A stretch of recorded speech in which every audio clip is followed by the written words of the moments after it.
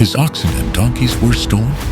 His sheep were consumed by fire from heaven. His camels were taken by thieves, and most painfully, a great storm destroyed the house where his children were feasting, killing them all.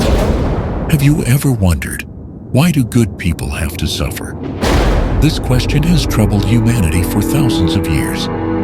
As a clergy, I often meet and listen to the stories of middle-aged people, those standing between the two ends of life. The age range of 30 to 60 is a challenging phase. Careers must be stable, families need care, and health pressures begin to emerge. Sometimes they ask me, why, despite my best efforts, do I still face so many difficulties? The story of Job in the Bible is always the answer I share with them. For it's not only the story of a man from long ago, but the story of all of us, especially those in middle age, when responsibilities pile up and challenges seem never-ending. The image of a middle-aged person in Job. Job lived in a world of prosperity, where everything was filled with wealth and joy.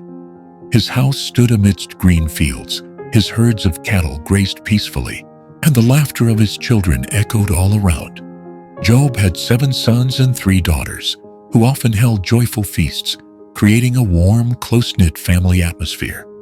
But despite possessing all the wealth and enjoying a fulfilling life, Job never forgot his duty to fear God.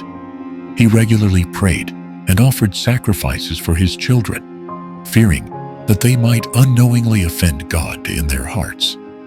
This shows that Job was not only the wealthiest man in the land of Uz, but also a symbol of integrity and morality, an ideal model of a loving father and a devout believer. But in a realm where human eyes cannot see, a great event took place that changed Job's life forever. In the heavenly court, where angels gathered around God's throne, the Creator introduced Job as a shining example of loyalty and righteousness. However, among the angels, Satan, the accuser, appeared with a challenge, claiming that Job's faithfulness was only because of the blessings God had given him. Satan asserted that if Job lost everything, he would immediately curse God. In response to this challenge, God, with absolute wisdom, allowed Satan to test Job, but set a clear limit. Job's life must be spared. The first trial quickly came upon Job. In just one fateful day, everything Job owned was destroyed. Messengers came one by one to deliver bad news. His oxen and donkeys were stolen. His sheep were consumed by fire from heaven. His camels were taken by thieves, and most painfully, a great storm destroyed the house where his children were feasting, killing them all. In the face of such unimaginable loss, Job did not curse, but teared his clothes, fell to the ground, and said, "The Lord gave, and the Lord has taken away. Blessed be the name of the Lord." His words not only testified to his strong faith, but also demonstrated his humility and reverence for the Creator's power. But the trials were not over. Satan, unwilling to accept defeat, returned before God and challenged that if Job were to suffer physical pain, he would abandon his faith.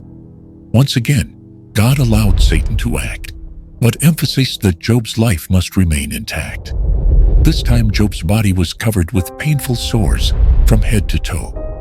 He sat among the ashes, scraping his skin with a piece of broken pottery to ease the pain. The suffering was so intense that his wife, unable to bear it, urged him to curse God and die to end his misery. But Job, weak though he was, still steadfastly responded, "We accept good things from God. Why should we not accept bad?" Once again, his loyalty was affirmed. As Job suffered in agony, 3 of his close friends, Eliphaz, Bildad, and Zophar, came to comfort him. Initially, they sat in silence for 7 days, not speaking a word because the pain of their friend was too great. But this silence did not last long. Their comforting words turned into arguments and then into harsh accusations. Eliphaz suggested that Job had sinned because God would never punish the innocent. Bildad urged Job to repent, claiming that if he did so, God would forgive him and restore him. Zophar, with harsh words, concluded that Job could not be innocent if he had suffered so much. These constant accusations tore Job's heart apart. But even in his pain and despair, he remained determined to defend his innocence. "I am innocent," he cried out. "Why does God remain silent when I suffer? I want him to answer me." In his anger and suffering, Job raised his hands to the heavens, challenging God to appear and explain why he was undergoing such trials. Then, in a fierce storm, God appeared. His authoritative voice rang out, drowning out all other sounds. "Who dares to question my wisdom? Do you understand how I created the universe? Do you know how I care for all living creatures?" God led Job on a magnificent journey, showing him the vastness and complexity of the universe.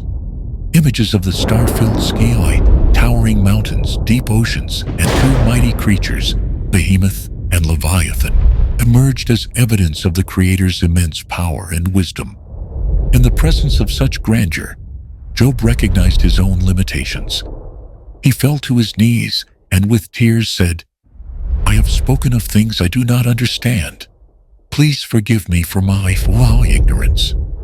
After all this, God not only forgave Job, but also restored everything to him. His wealth was returned twofold, and he was blessed with 7 sons and 3 beautiful daughters. Job lived a long life and witnessed future generations grow up in peace and prosperity. Though Job never understood the true reason for his trials, he learned that faith is the light that guides us through the darkest adversities. Job, a middle-aged man, successful and God-fearing, he had everything a person could dream of in adulthood: a solid career, a happy family with well-behaved children, and a righteous life. But then, unimaginable losses struck. I picture him as a middle-aged man today, someone who has always felt like the pillar of his family, yet suddenly everything seems to crumble without clear reason. Think of Job, a man who lost not only his wealth, but also his beloved children, the pride and hope of his life. He was in agony, confused and lost, searching for the meaning of life. Perhaps this is the feeling many middle-aged people experience when something precious in life suddenly appears: a failed career, a broken family relationship, or health that is no longer as it once was. Job's questions are also our questions. At this stage in life, we often face questions like, what have I done wrong? Do these struggles have any meaning? Job asked similar questions. He did not understand why a man who lived righteously like him had to endure such suffering. Job's 3 friends represent viewpoints that many middle-aged people have heard before. "Surely you have done something wrong." They said that if Job repented, everything would return to normal. But Job knew himself well. He did not find answers in their accusations, but sought God, questioning and waiting for a response. The loneliness and difficult times. I see Job sitting in the ashes, covered in painful sores, as a mirror of many middle-aged people today. Sleepless nights, hidden tears, unanswered questions. Job's wife, instead of offering comfort, urged him to give up his faith. Perhaps you too have experienced moments when loved ones misunderstood you or abandoned you in your most difficult times. But Job remained steadfast. He refused to curse God and continued to pray, seeking answers. This is the greatest lesson I want to share. Even when everything around you crumbles, there is you in holding on to your faith. The strength in faith and humility. What I admire most about Job is his humility. When God appeared in the storm, Job realized that human wisdom could not compare to the wisdom of the Creator. Job did not receive a clear explanation for his trials, but he found peace in accepting that God had a greater plan. For middle-aged people, sometimes we need to accept that not every question has an answer. Some trials exist not to punish, but to teach us patience and maturity.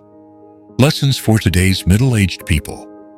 At the end of the story, Job was restored. But it was not just a reward.